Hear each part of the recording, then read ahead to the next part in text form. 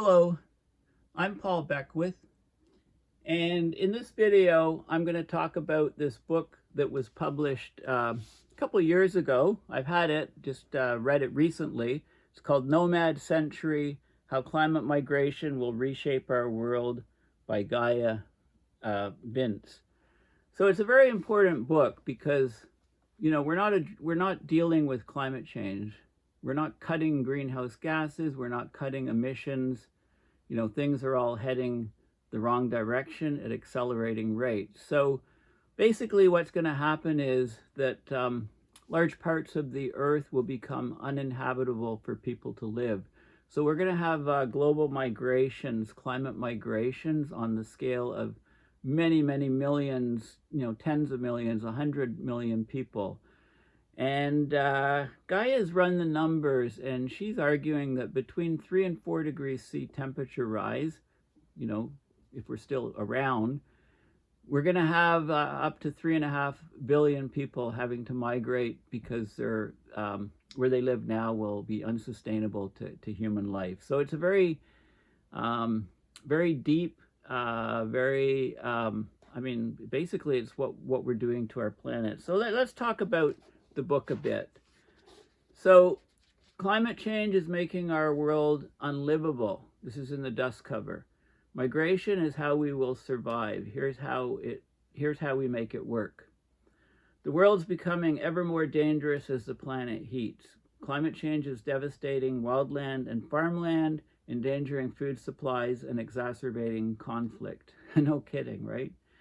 Drought, heat, wildfire, floods, and storms are already uprooting people everywhere. One of the things that you don't hear, especially from the right wing and people that are complaining about immigrants, and is a lot of these people are immigrating from homelands that are no longer viable. They're no longer sustainable. So, they're basically climate migrants. That's one thing that climate change is doing. It's causing more and more of this. Another thing that it's doing, this is an aside, it's not in the book, but another thing it's doing is it's causing a lot of inflation.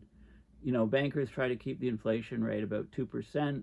Climate change is causing about 50% of that. So, and this is a talking point by the right wing to get elected too. High inflation, high cost of living, can't afford to live, and when these right-wing parties get in, they slash all climate change actions. I mean, in Canada, they're talking about axe attacks, Economists around the world have said carbon fee and dividends is the way to go. We have it in Canada, and the Conservative government wants to just axe it, kill it. Okay, so billions of people will be driven from their homes in the coming decades. You will be among them or receiving them, but there is a solution. So in this book, Nomad Century, Gaia Vince describes a total remapping of the Earth's human geography away from the most perilous regions to new centers in the far north. Embracing humanity's ancient survival strategy of migration will require global cooperation, but it could save us all. So she's optimistic on that point. In this deeply researched, and it goes into depth about a lot of different things. I agree with a lot of them, not with some of them, but it's definitely put it on your reading list. In this deeply researched call to arms, Vince draws on a career of environmental reporting from across the globe to tell us how the changes already in play will transform our food, our cities, our energy sources, our geopolitics, and much more. Nomad Century is an urgent investigation of the most underreported seismic consequence of climate change, how it will force us to change where and how we live. And this is already well underway. This is happening. So I'll just read a little passage from the introduction. A great upheaval is coming. It will change us and our planet. In the global south, extreme climate change will push vast numbers of people from their homes, with large regions becoming uninhabitable. In the planet's more comfortable north, economies will struggle to survive demographic changes with massive workforce shortages and an impoverished elderly population. Over the next 50 years, hotter temperatures combined with more intense humidity, so this is like getting at wet bulb temperatures, I'll do another video soon on that topic and on heat waves. A great article by Bill McGuire recently on that topic. Fleeing the tropics, the coasts, and formerly arable lands, huge populations will need to seek new homes. You will be among them or you will be receiving them. It's talking about, she's arguing that with 3 or 4 degrees Celsius rise, and we're at 1.5, the globe will be lethal for 3.5 billion of us. So we'll have to just migrate. The migration's already begun. We've seen streams of people fleeing drought-hit areas in Latin America, Africa, and Asia, where farming and other rural livelihoods become impossible. Climate-driven movements of people are adding to a massive migration already underway to the world cities. So we're already seeing a mass migration from rural to urban, more and more people living in cities. The number of migrants has doubled globally over the past decade. This was up to 2021, 2022. The issue of what to do about rapidly increasing populations of displaced people will only become greater and more urgent as the planet heats. Meanwhile, the right wing is seizing on this and using it to scapegoat these people and to, winning elections as a result of it. Have no doubt we are facing a species emergency, but we can manage it. So she's a bit more optimistic than I am. We can survive, but to do so will require a planned and deliberate migration of a kind humanity has never before undertaken, right? Lots of people are living places, there's just no way to adapt. She talks about the 4 horsemen of the Anthropocene, right? I won't go into the details, but she talks about global fires, global heat, and heat combined with humidity, so that's wet bulb. Temperatures, she talks about droughts in some places and flooding. Flooding. I should do a separate video on flooding. We're seeing it many, many places. Horrible flooding in Africa, in Europe, China, many other places. She talks about leaving home. She talks about migration, and she goes into the history of migration and the construct that we have of borders and nation states right now is a fairly new one in the long arc of human history, right? Before nations came into being, before people are very nationalistic now. That never used to be. People would just move when they needed to move. It was a response to changing climate throughout the history of humanity. She says, she talks about the distribution of people with latitude, and ecologists today calculate that the velocity of climate change is 0.42 kilometers per year. Okay? In other words, climate niches around the world are moving polewards at the pace of 0.42 kilometers per year, or that's 115 centimeters, or 1.15 meters, 3.5 feet per day. Okay, it's an interesting metric to put it in that form. And so, the areas around the equator are just getting too hot. The migration would be towards the poles. And again, she goes into the details of nation states, how we ended free movement around the planet, how we became more nationalistic. She talks about some of the effects of migration, the wealth of migrants. Migrants generally bring up a country, right? You get some migrants that are working, their families, they're all consumers. They basically study after study has shown that the GDP of countries basically goes up with the more migration that they have, and the migrants become much wealthier than they would be in their own countries, and a lot of them send reparations back to their home countries. So they send money back to their home countries. Some African, most countries that, they get aid from UN and other government, world bodies, but they get, that's only typically, 10% of the money that they get. Most money that some of the poorest countries get is from money that people send back home. So she talks about $1 trillion bills lying on the sidewalk. She makes the argument that if rich countries increase their population by just 3% through immigration, They would boost global GDP by over 356 billion in less than a decade, according to a World Bank study. The lead researcher said that there were effectively trillion-dollar bills lying on the sidewalk to be picked up if borders were all opened. It makes sense. To grow an economy, you need to increase productivity. One way to do that is to increase the labor force. Okay, and then there's lots of examples of that happening. You know, with fear of people, of, you know, dislike of immigrants, we've headed the opposite direction. But we're definitely seeing a lot of internal migration, as I mentioned, to cities.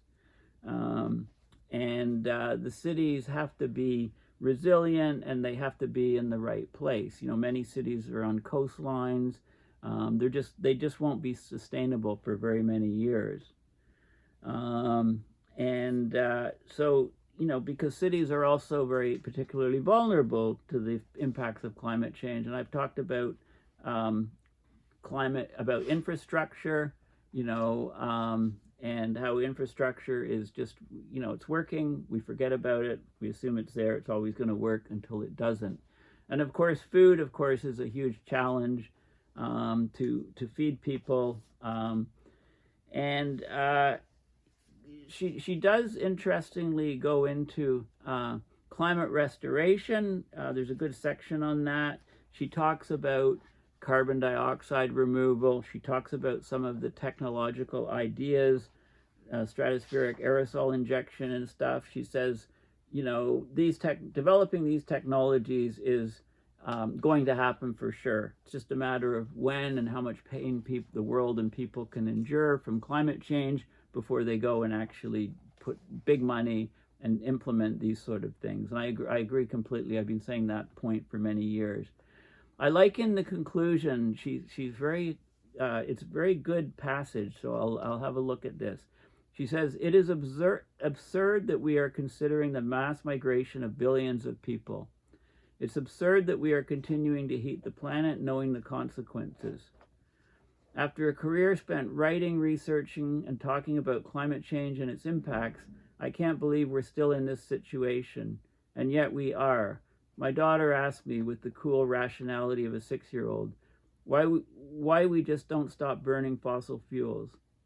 It's not that simple, darling, I reply crossly. It is that simple, though. We know the science, we have the technology, it would be very costly short term. We have the money and we spend it freely on other things. You know, I'm thinking war right now. We've made it complicated. We're trapped in this socio-political economic web that we've woven. This invented trap, this human construct, is keeping us in so much danger that we are now in the absurd position of having to save humanity by moving vast populations of our species from places where humans have lived for hundreds of thousands of years. Migration is inevitable, often necessary, and should be facilitated. Yeah, it's, you know, much of this migration is to be celebrated. People move into different cities, countries, and continents, enrich themselves and the society that they live in. Migration's been a fundamental part of our species' remarkable success story and the diversity and complexity of our cultures. If anything, it has been underused in recent decades. Migrants are the bridges between cultures, right? And it goes on about different things. And, you know, if you think of migration now, especially if you're in the U.S., you probably may have a negative view of it, right? And this doesn't have to be the case. So anyway, it's an excellent read. I highly recommend it. I just want to show you some additional, website information. So let's shift the camera around to my computer again, and let's activate the screen. Computer, wake up. Okay, so Nomad Century, How Climate Migration Will Reshape Our World, Gaia Vince. Very good reviews on Amazon. So if you Google population versus latitude, okay, and look at images, Google images, you can see these very skewed distributions. And you can see this site here is actually a very good one. So I expanded that map where the people are. Okay, you can see, you know, this is the degrees of latitude and the number of people that live in those regions. And there's been lots of work on that. And this is world population by latitude. This is an interesting plot. You can see most people live in this region here. Or if you look here, most people live in the global north within a band of latitude. Okay, so from 25 to 26 north, 278.6 million people live. Just slightly higher latitude, 271.7. Slightly lower latitude, 244. Okay, so that's this central distribution right here. And then you can see how it tapers off as you go. So the sweet spot, the maximum, is about 25 to 26 degrees north. Notice that they're all in the northern hemisphere. You have to go down to 28th place to have the first entry for the southern hemisphere. 6 to 7 degrees south has a population of 117.5 million people. Okay, so land by latitude, right? Most of the land, you know, just look at the global map. Most of the land is in the northern hemisphere. Population by latitude. Anyway, there's all kinds of good data here. So people are going to have to move. The people that live near the equator, you know, here's a view from looking down at the Arctic. Here's a view from Antarctica. Almost nobody lives there. You know, very few people because it's mostly ocean in the southern hemisphere. So there's all the population stripes and all kinds of data. Anyway, you get the picture. So this is the website Wandering Gaia, Dispatches from the Anthropocene by the author, and with some reviews and stuff on Nomad Century. So anyway, I highly recommend it. It's a great book.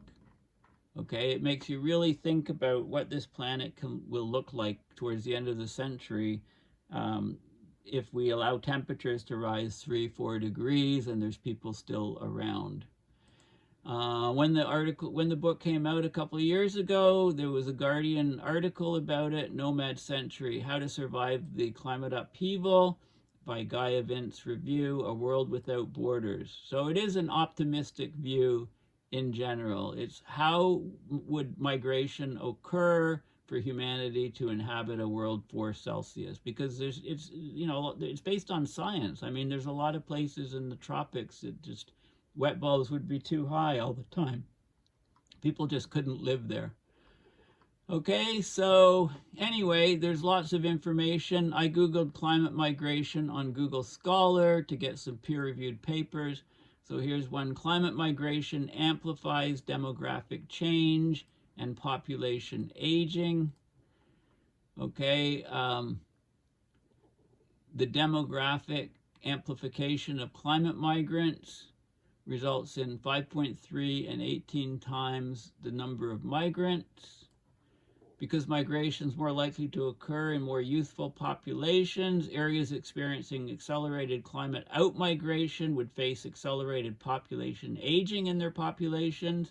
And in the destination where these people went, the demographics would be to younger people. So it causes problems in both places when there's very rapid migration, because it's very difficult for both places to adapt. And they go into lots of different details about the probability of migration with age in different years of the population. And there's some statistics on coastal cities and parts of the US where there's expected to be lots of displacement of people. Those are sea level based and so on. Okay, so it's open source, peer-reviewed PNAS article from the beginning of this year.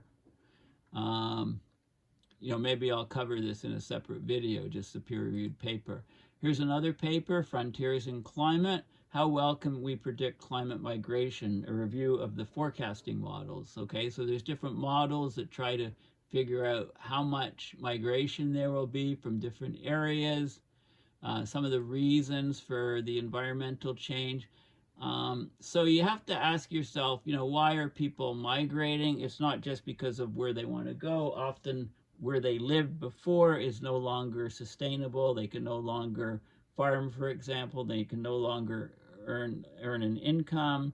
And there's nothing more for them, and the land becomes, pretty bad, poor, and their whole life is wrenchingly changed by forcing them to migrate, and then they're treated like crap, the countries that they end up going to. So it's at the moment.